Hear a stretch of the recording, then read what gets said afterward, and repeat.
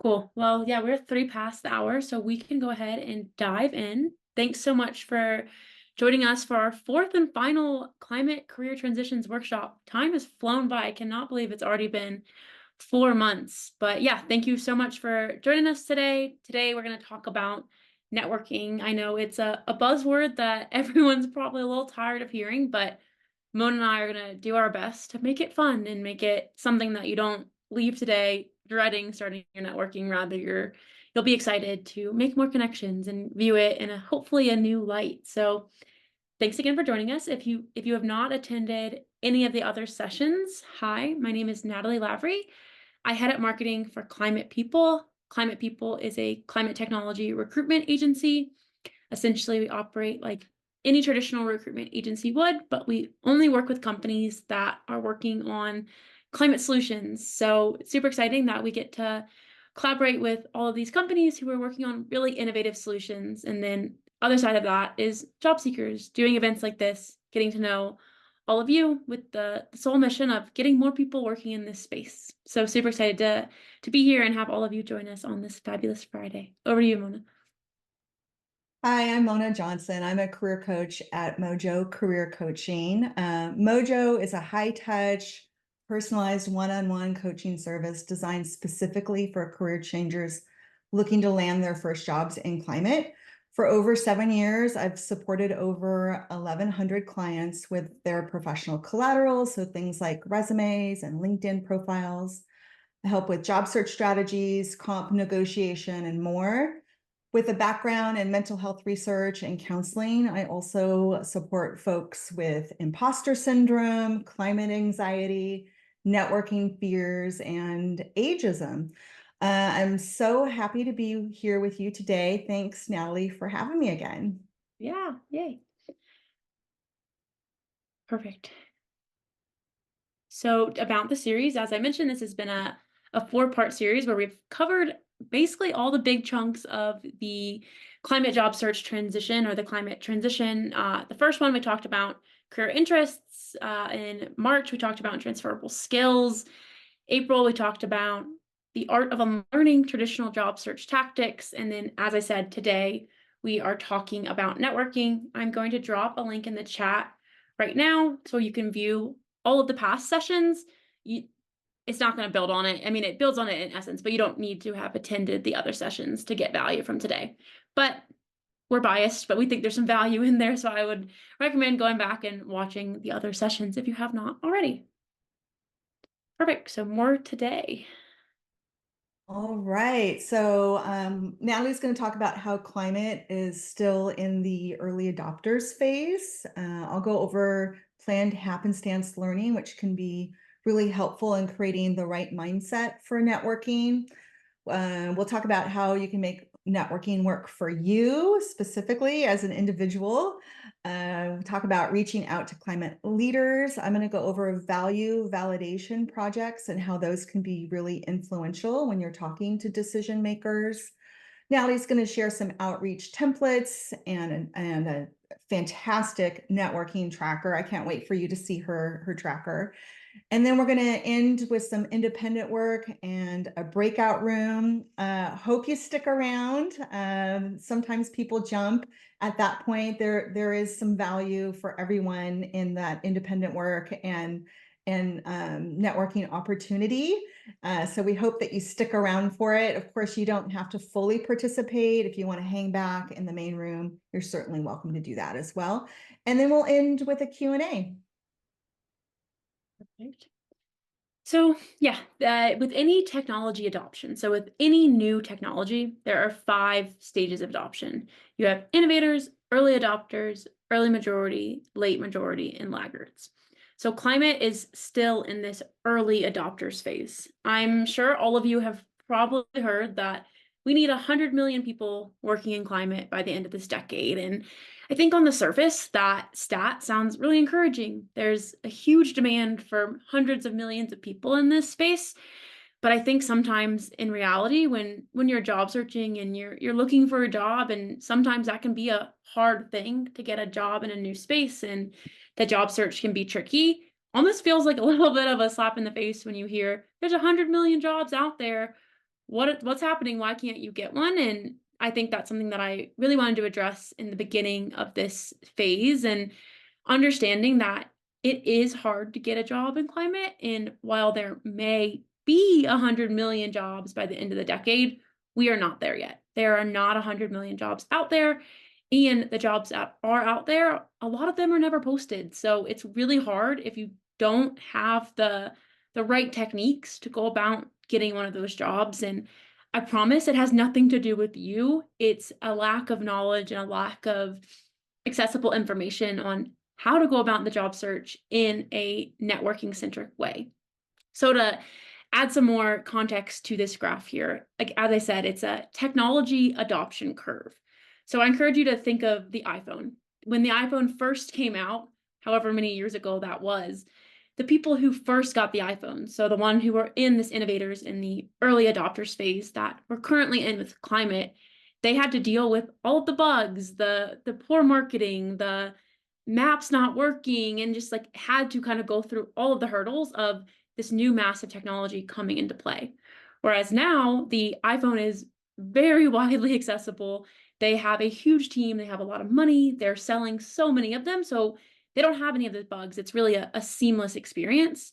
So again, think of that with climate jobs. If you are currently looking for a climate job, you're going through that early iPhone days. You have to deal with all the bugs, you have to deal with people not knowing how to hire, new industries, all of that.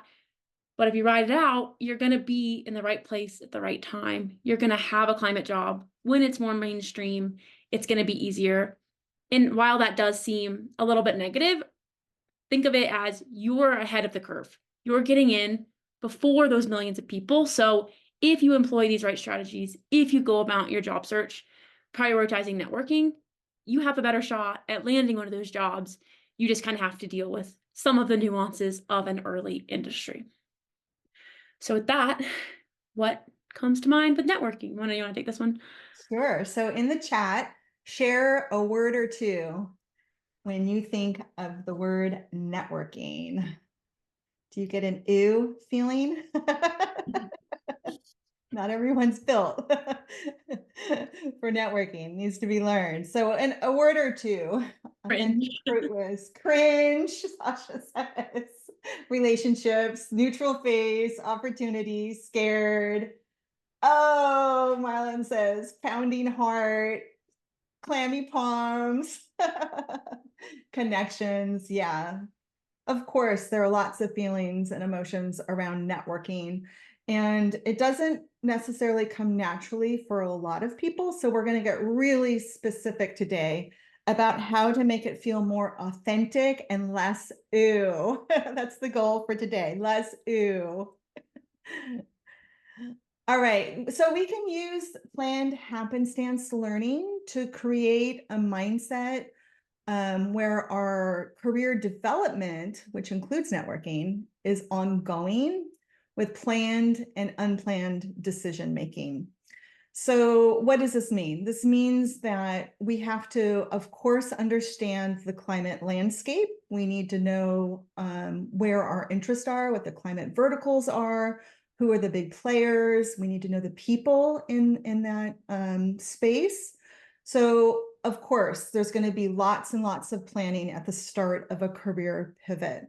But we also want to be open to the unplanned. And so, what we mean by that, planned, is deciding what to do and building proactive strategies. Proactive. So, this means thinking about all the different ways that you can be successful in your career pivot. Happen is the unforeseen opportunities and chance occurrences. So this is where networking lives, right? So we've already talked about how not all verticals have a lot of opportunities on the job boards. So it's those more established industries like energy and transportation where you might see more climate tech jobs and opportunities. But a lot of the climate space, like early tech, is through that networking, and founders don't always know what they need. And you might be able to pitch them a great idea, either for some contract work or maybe an internal role. But you got to be able to reach out to people, understand how you can create connections, to create opportunities over the long haul. So we want to tap into things that we don't know about, people we don't know, to learn where the opportunity is and how you might fit in that landscape. The stance is the attitude you bring, and that's really important in networking and when you're applying to jobs. So you want to be open-minded with a strong sense of curiosity, and I think a lot of you already have that. Persistence really pays off, and we'll talk a little bit more about that here in a bit. Of course, flexibility. Optimism is a hard one to maintain when you're in a long job search. After 3, 6, 9 months, some people are searching even longer. It can be really tough to stay positive. And then you want to think about your strategies, your comfort around some calculated risk taking. So for some of you, a calculated risk for today might be hanging back for the breakout room.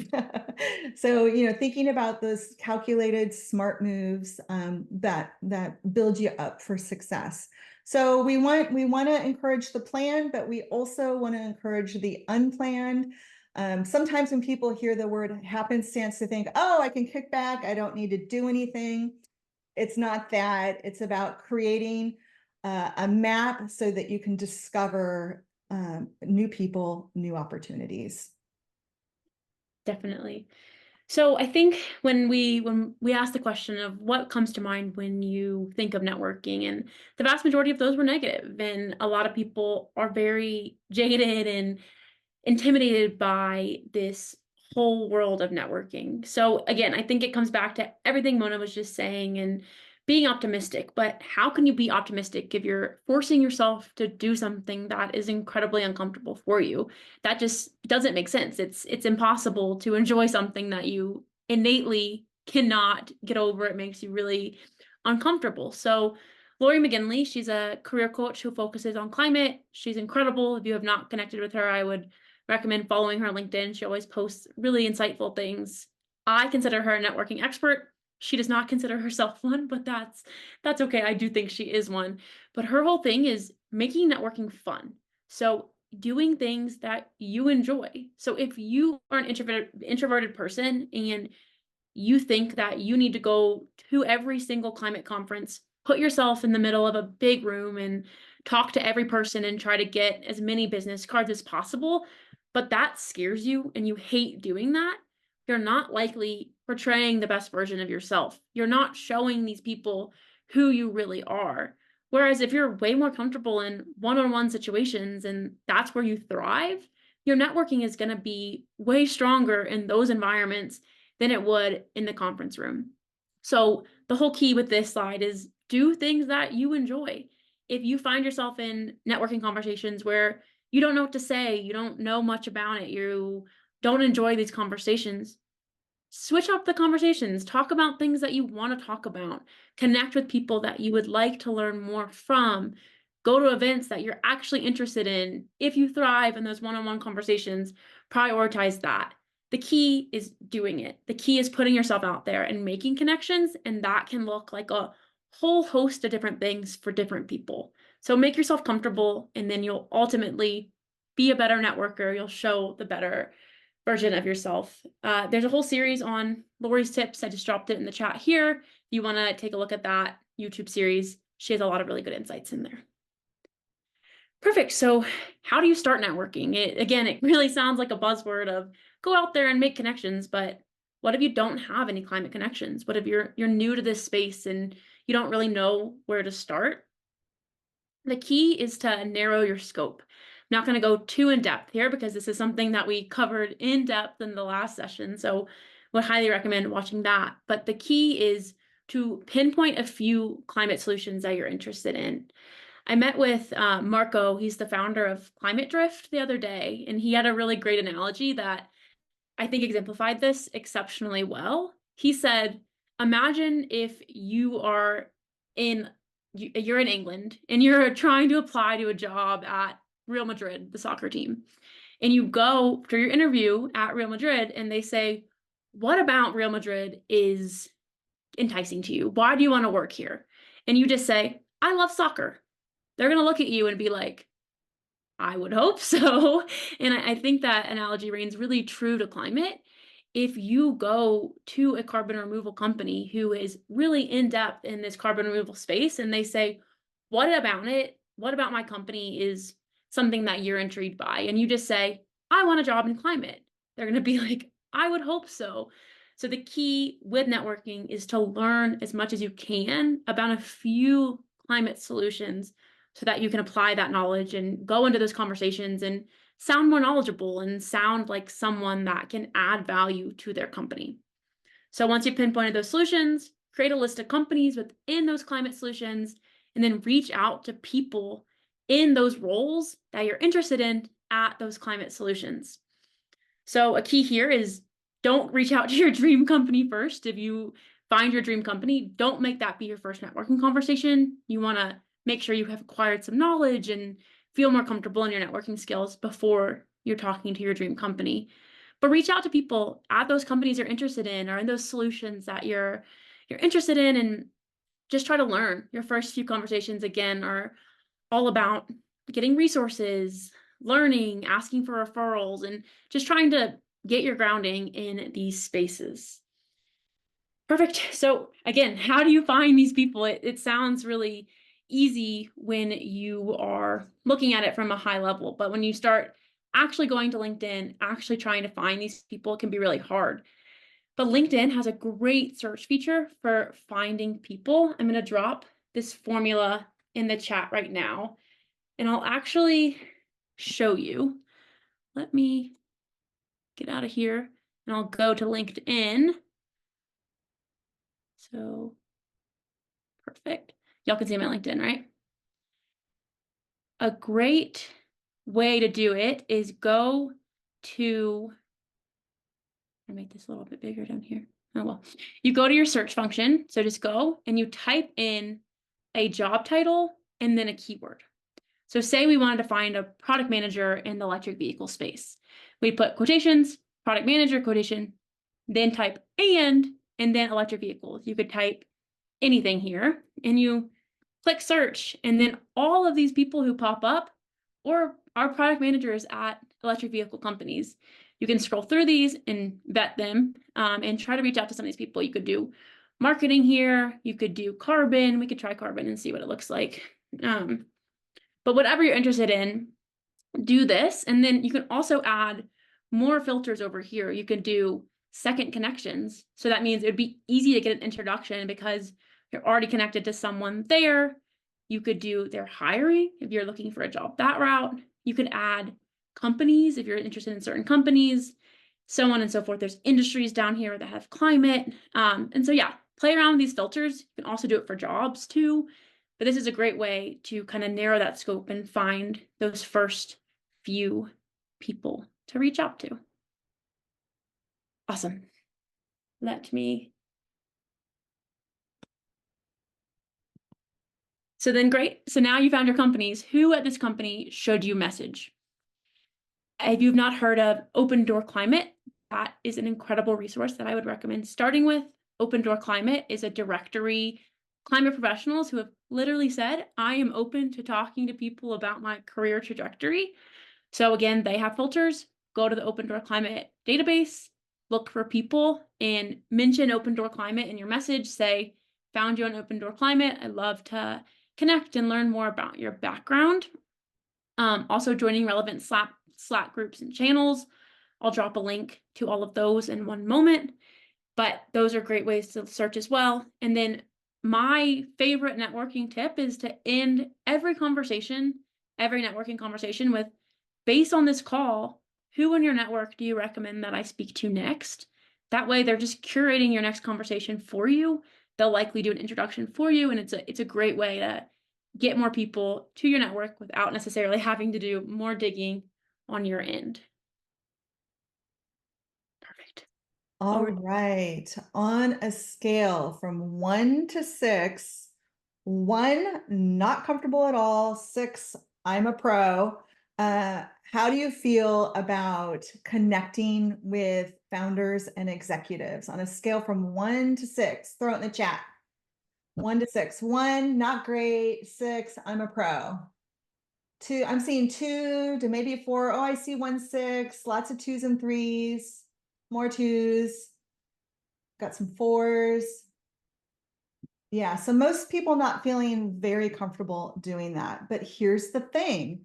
This type of communication is expected in the climate space, but because we're in that early adopters phase, you'll be talking to more founders, you'll be talking to more executives rather than lower level hiring managers. So if we're going to be successful in our job search in climate, we have to kind of get comfortable with that.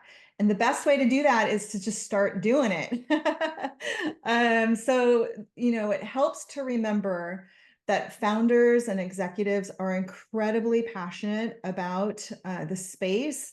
They are busy, but they're very friendly in general. So if you write an engaging connection request and you're building that authentic relationship, you're gonna get more replies to your messages. So the more authentic and genuine you can be in your outreach, don't ask for anything, the more they're going to get back with you. So I have personally found that founders and executives are much easier to talk to compared to in other industries. Like Natalie said, you want to do your homework before you reach out. So you want to research the company, the industry, their competitors. You want to see if what's happening in the news with them. And you want to figure out their pain points and needs, not yours. What I notice with a lot of my clients is that they're either too passive or they come on way too strong in their outreach. So in their initial connection, they're pitching their idea right away. In the real world, you wouldn't do that with people face to face. You would say hi, you get to know each other, become a known entity, and then you would build on that over time. It wouldn't be a big ask right out the gate, and that can scare people away. And sometimes that's the reason why folks get ghosted.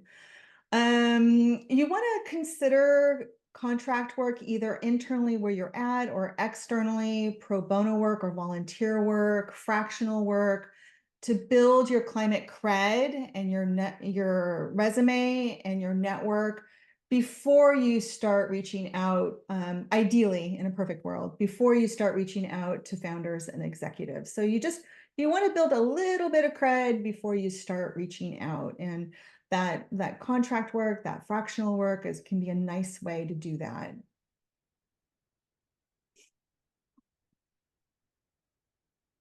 Awesome. So now that you know who you're going to reach out to and how you're going to go about it, these are some great formulas to follow that are helpful for getting some responses. So if you've already applied to a job and you want to network, that's something that we haven't mentioned, but is incredibly important as well. Like even if you are going the job application route, it's important to try to network within that company because that is going to speak numbers if you can get a referral from an employer. So if you've already applied to a job, a great formula is saying which job you applied to, putting a direct tie to their company's climate mission, some quantifiable impact statements about why you're qualified for the job, and then a call to action that says, I'd love to learn more. Here's some availability on my calendar. Let's set up some time to chat. If you just want to network, this formula I think works better. It shows that you're just trying to build connections as opposed to asking that big ask that Mona just said right off the bat. So if you just want to network, a great formula to follow is a common connection. It could be we're both parts of Work on Climate. We're both went to the same university, whatever it may be. Why you want to talk to them? What about this person is interesting? Is it you're exactly where I want to be in 5 years? I would love to learn how you got to where you are, or your background's really interesting. I'd love to learn more about X, Y, or Z. Then what you hope to learn from them, that kind of ties into that. And then most importantly, and the one that's most daunting for the vast majority of people I talk to is what you can offer them.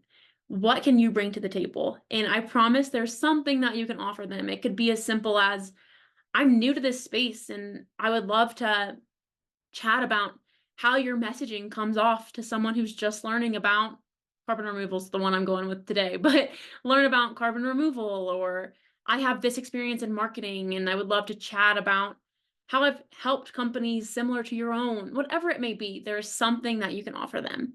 And then lastly, again, a direct call to action of this is my availability. I'd love to chat.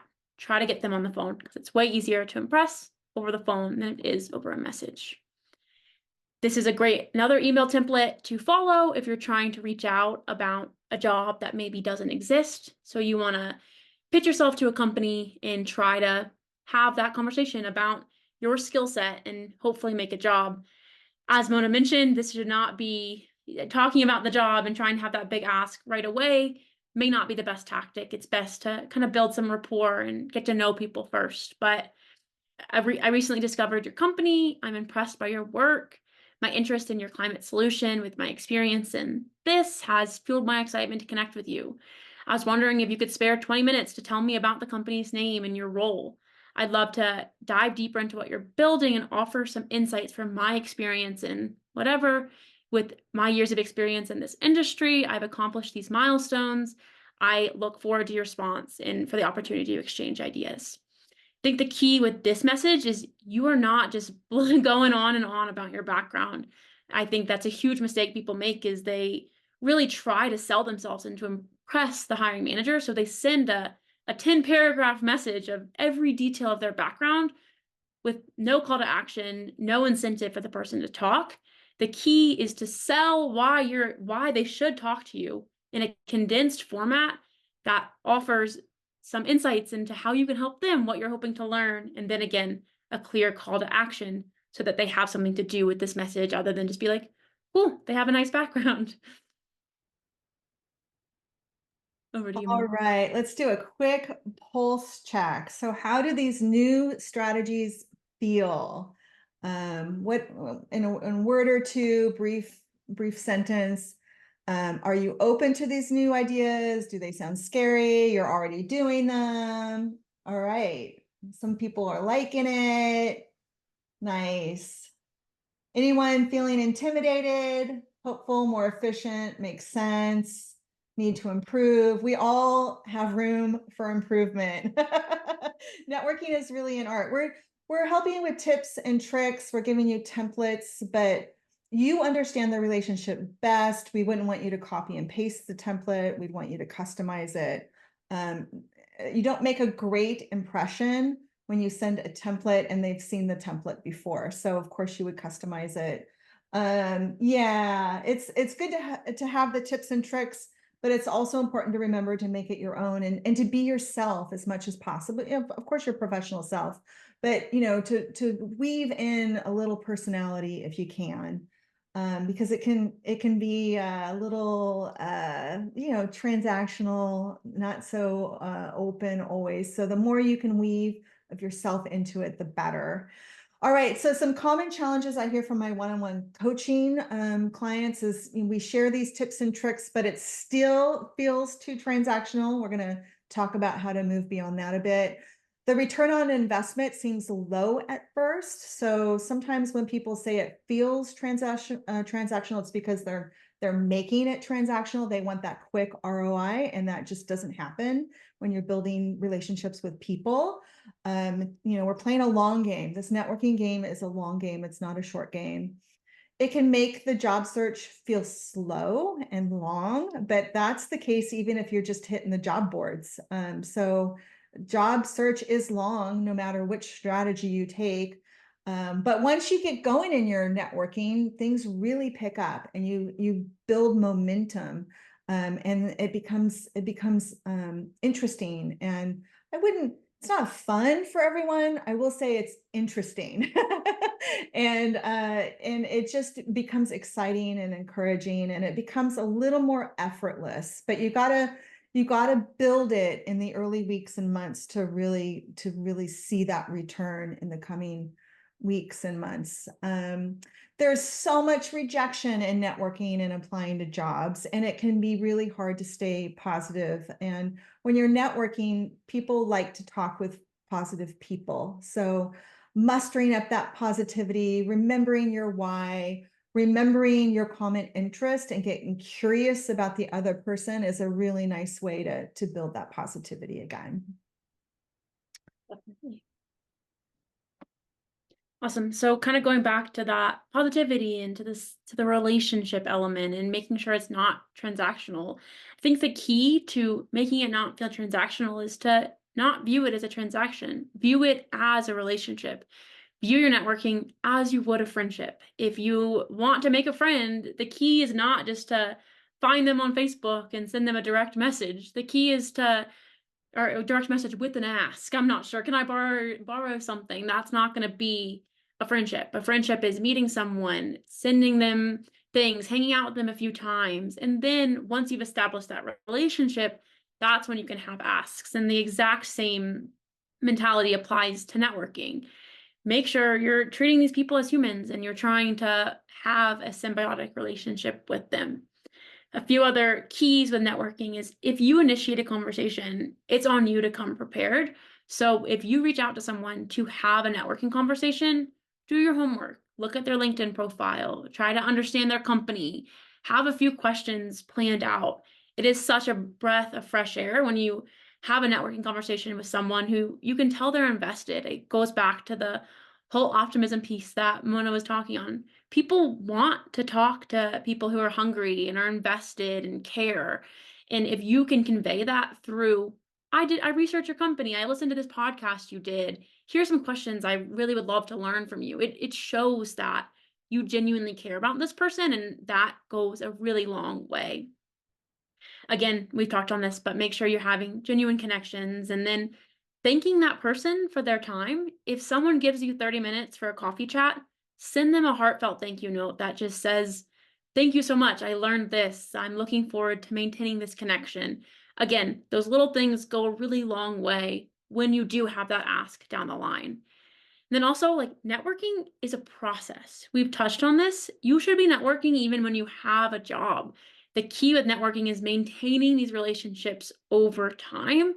So don't just have one 30-minute conversation and then plan to never talk to this person again until you need something in the future. The key is to really be invested in what they're saying, they're interested in. And then when you see something pop up on your LinkedIn feed, send them a quick message and really try again to maintain those connections. Not going to go over this in too depth now because we do have to breakout rooms we want to make sure we have time for, but we'll share these slides. So make sure you take a look at these after. And just again, the key is to come prepared to these conversations. I dropped a link a few moments back with some great resources for finding climate connections. These are a few, but again, we'll share these slides out. But as you've probably noticed, a lot of networking lives in Slack in the climate community. So join these Slack communities. I'd say that the key here again is to invest your time into it. There's a huge difference between joining Work on Climate and being an active member in Work on Climate. So if you're joining these Slack groups, make sure you're actually responding to people, reacting to messages. The same goes for LinkedIn and for these cohorts. If you invest yourself, you're going to reap far more benefits than simply just putting your name in a form to get a link to the platform. Another key, and Mona's touched on this a little bit already, is this is a numbers game. There's a lot of rejection that comes with networking, as so it does with job searches. And I know that can be really disheartening. It really sucks when you put a lot of time and effort into an outreach message and then you don't get responses. But that is completely normal. People are busy. I promise it has nothing to do with you. Climate People's partner, Career Sprout, they're a career coaching organization. They're not climate oriented, but they recommend sending 40 messages a day. I think that's a little bit much for climate, but I think this shows the point of if you're sending 40 messages a day, you might get 2 responses. So the vast majority of people are going to ignore you. And I think if you go into it with this mentality, it can be helpful to know that a 5% response rate is completely normal. If you are getting a 15% response rate, that is exceptionally high. So again, take that with a grain of salt. People are going to ignore you. And if you kind of go into it knowing that, it'll make those rejections and those people ignoring you a little bit easier. Touched on this earlier with pings. As we've said with talking about Lori and talking about maintaining your connections, networking does not have to be this exhaustive event. It can be a quick LinkedIn message of, "Hey, when we chatted last time, you told me that you were interested in plant-based meat alternatives or lab-grown meat. I just saw this really cool innovation, and here's an article on it." Or, "Here's a question I had for you, a life update. I just got a new job." Really light ask, and so on and so forth. I would just really encourage you to think of networking in this regard. It can be small things. It does not have to be exhaustive. Michael Meltzer has a book called Your Invisible Network. I just dropped a link to it. I would highly recommend checking that out. It's a great book. It kind of brings a lot of the stuff we talked about to light today. Natalie, I couldn't agree more. So 40 cold outreaches a day. Let's say you do a 5-day job search. That's a lot for climate. And I think quality is really important in the climate space. So spending more time to really customize that outreach, and not such a high number can be helpful. I mean, we're going to exhaust all of our possibilities in a vertical with the main players if you're trying to send 40 a day. Often the companies aren't that big. So I would definitely prioritize quality, not at the expense of quantity, but you'll figure out what's right for your particular situation. Austin Belkak does a really nice job on LinkedIn talking about value validation projects. They're also called value add projects. You might be familiar with those. He does a great job describing them and why they are important in this market. Now, this is true for all industries, and he helps people in the tech industry. And climate is a lot like the early days of tech. So what often works in tech will work in climate.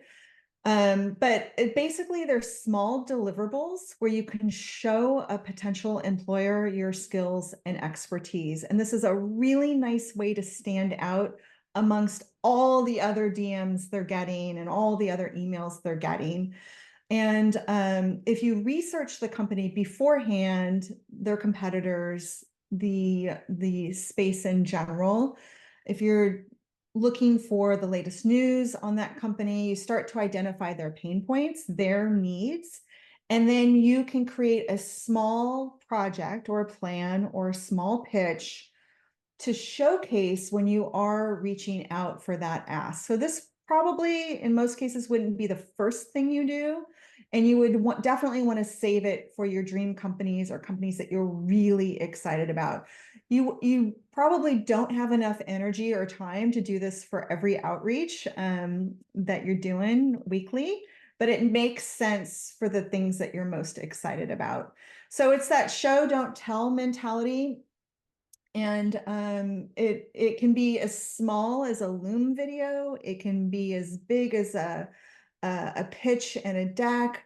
It really depends on your skills and expertise. But here are just a few high-level examples. And again, you'd want to try to keep it small, not too big. This is just to create some ideas. So you might conduct a market analysis for a plan to increase the market share for a beef alternative product. Someone might develop a social media campaign to promote a company's sustainability products and practices. Others might design a circular economy program for a business to reduce waste and promote recycling. So just some ideas to get you thinking about how you might shine when you're doing your outreach and applying to jobs. Check them out on LinkedIn if you haven't already. Awesome. We won't cover this now for the sake of time, but just keeping in mind another template that you can follow for ideas. As Mona said, it's never a great idea to copy and paste a template, but going back to the importance of maintaining those connections, following up on them, thanking people for their time. Really important to assess your networking strategy along the way. So if something is not working, ditch it or tweak it. Follow the data, see what works, and set your own goals. So for example, you might set 25 cold messages a day to pings with the idea of getting 4 to 8 conversations in a month. So be really, really specific, track it, hold yourself, and then modify whatever's not working and grow whatever is working. Definitely. So a great way to keep track of this is the networking template that we've talked about a few times up until this point. I dropped a link in the chat, but this is a template where you can have every conversation you have, you can put some sample questions in there, you can take notes, you can set reminders to follow up with people after 3 months, so on and so forth. Just because, as you know, when you're having this many conversations, they really do tend to blend together. And if you take notes and keep track of that, it's going to make maintaining those connections a lot easier because you have all the notes in front of you. So it's a free template. It's in Notion. Just click duplicate, make a copy of it, and then it can be your own and go ahead and tailor it to however you want. But again, the key is just to take notes and make sure you're tracking what you do so that you can know and understand and tweak going forward. LinkedIn is a great spot to share your climate journey, to build your credibility and your network. Start small, start small. So you might be following climate organizations, your top companies and people. Like, comment, and repost. Once you get comfortable, start reposting with your own original thoughts. Be sure to tag people so that you can meet new people. And then you might want to transition to writing your own content. Start small. If you're at Climate Base, if you're at Terra, share what you're learning. Again, you're building your credibility over time when you do this weekly, over and over again. And again, make it feel less transactional by having that strategy, using it week after week, building, your confidence when you're reaching out to people, and being reliable when you share your knowledge and make connections. This can help it feel less transactional. All right, so let's put the workshop in this workshop. We'll take just 5 minutes since we are crunched on time. Let's take 5 minutes right now in this big room, identify one person at one target company, and either follow them on LinkedIn or reach out with a connection request note. So let's take 5 minutes to connect with at least one person at a target company.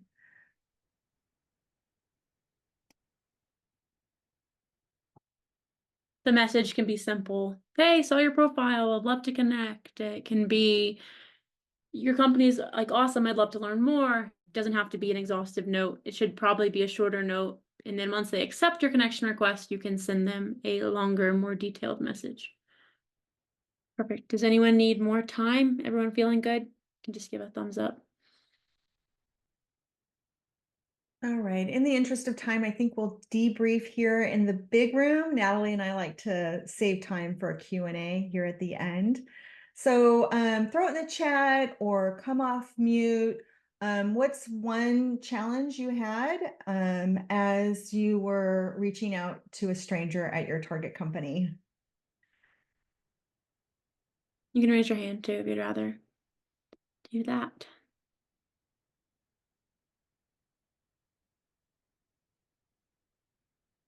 So maybe you didn't know where to start.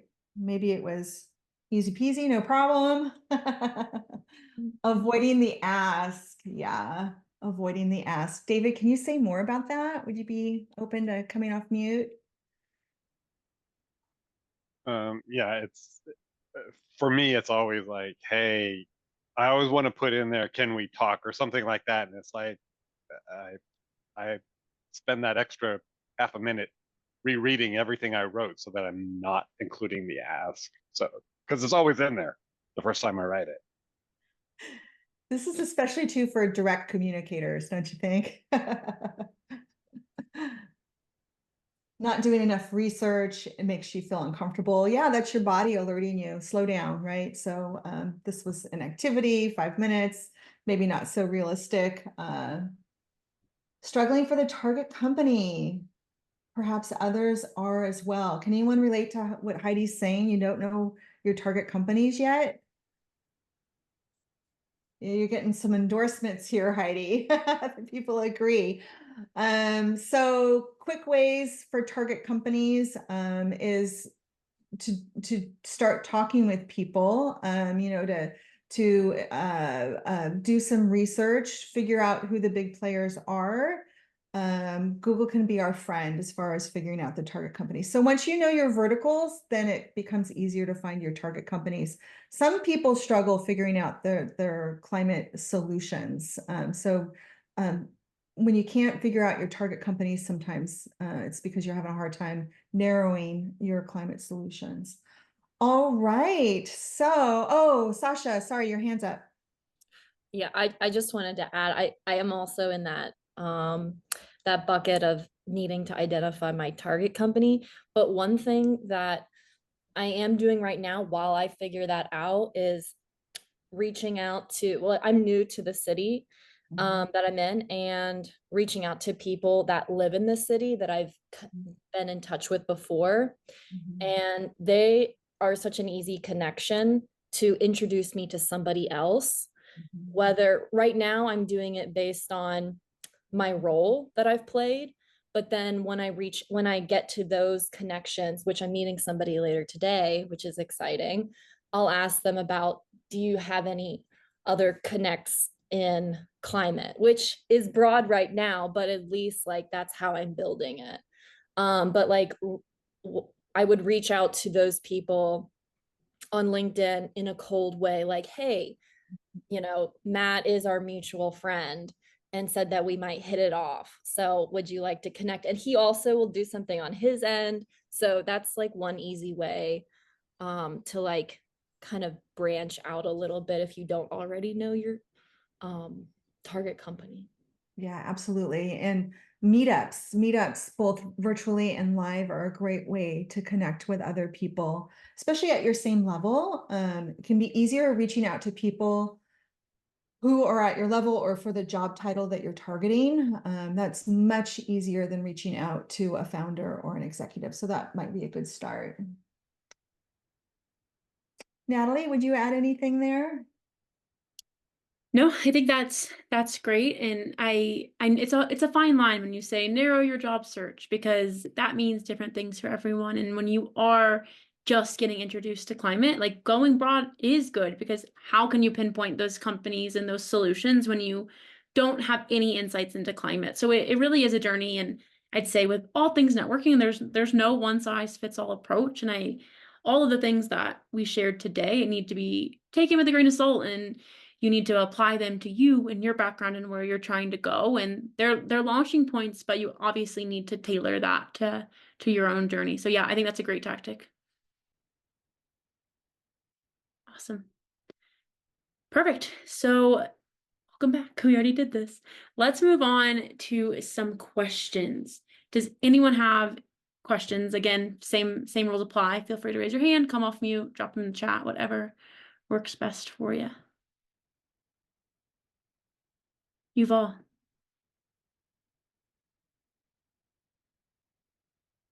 think you might be muted. Yeah, you're muted. We can't hear you. There you go. Thank you guys so much for doing these workshops. I just want to say they're super, super helpful. So I really appreciate it. And my question is, if I want to reach out to someone regarding a role that they have on their website, but let's say, there's no way for me to apply because I think it's like a small startup.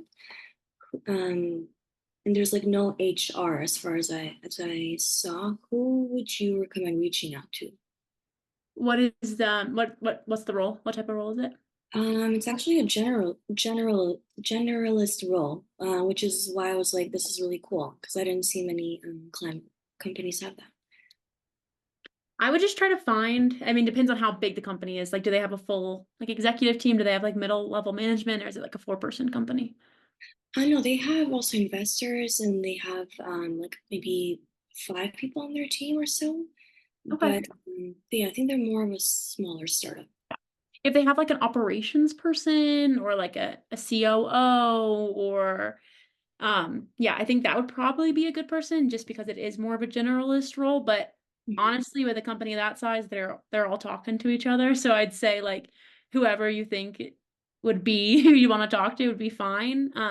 In that message, I would try to follow some of those tactics that we outlined of, like, hi, I'm interested in your company for this reason. This is some pointers on my background. I want to talk to you to like learn more about your company and how this role is going to impact the company, that kind of thing.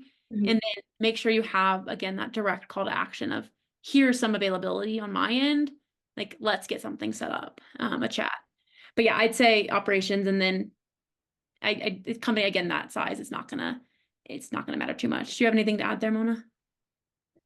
Yeah, and you might have to reach out to multiple people.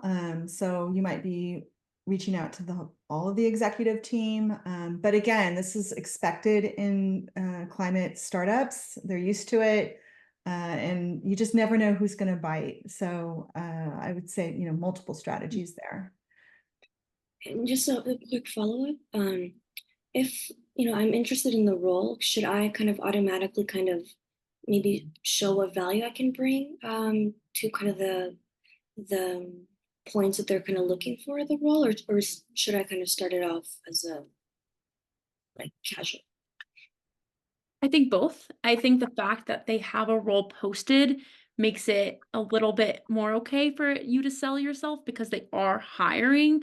I'd say when the role's not posted, you want to walk a little bit of a finer line between just kind of dumping your experience. So again, I wouldn't send like a 10-paragraph message of every detail of your background, but I would look at the job posting, look at a few of the key qualifications, and then write 1 or 2 sentences that directly tie to those qualifications that say like, I'm with numbers, like I've done this is my success I've had in the past. I would love to talk about how those experiences could be applied to your company or something like that. So I would include a little bit, but definitely have more so that when you have that conversation, you're armed up with stats and ability to sell yourself. But it's never a good idea to send like a 10-paragraph message because it's a distraction. Okay. Michaela has oh, sorry, go ahead. No, go ahead. Sorry, did you have anything else I think we should take another question. What do you think? Yeah. Maybe we can follow up offline if you want to follow up again with Yep. more. Michaela's got a great question here. What do you do when a person does not reply? Would you recommend reaching out to them multiple times just in case? So, the return rate is anywhere from 15 to 20%. If you've got a 20% return rate, that's fantastic. So you can expect 80% of the time you're not getting a reply back. I have found actually that my return rate is higher in climate compared to other industries. But the standard is 2 to 3 times, following up with people 2 to 3 times. Effective salespeople already know this. And when people reach out to me and I haven't gotten back and I get a second follow-up or a third follow-up, I am so grateful. We don't know what's going on with people. We don't know if they were on vacation or sick, or maybe they were at a conference. You never know. And people really do appreciate when you follow up. At least we want to kind of use that mindset. They're not always thrilled about the follow-up.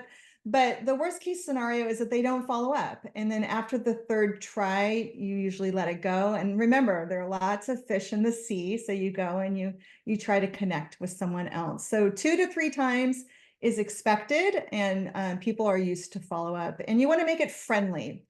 Do the follow-up like you're talking to a friend or a good solid colleague or acquaintance. You wouldn't say like per my email sent on. You want to make it friendly with a nice tone. And I understand people get busy, or you give them an out to make it feel more comfortable in them getting back with you. So 2 to 3 times. Sometimes that's hard for folks. Yep. Awesome. Well, we are somehow at time. This has been so fun. Thank you everybody so much for joining us. If you have any further follow-up questions, add us both on LinkedIn. We're happy to continue to collaborate. But it's been such a fun 4 months, and Mona, I really appreciate all the insights and effort you put into this. Let's do it again soon. Cool. I'll follow up with an email with all of these resources and links. So keep an eye out for that. And then, yeah, as I said, let's continue these networking conversations. Add us on LinkedIn and we can do that. Perfect. Happy Friday, everybody. Bye, everyone. Thank you. See you on LinkedIn. Thank you.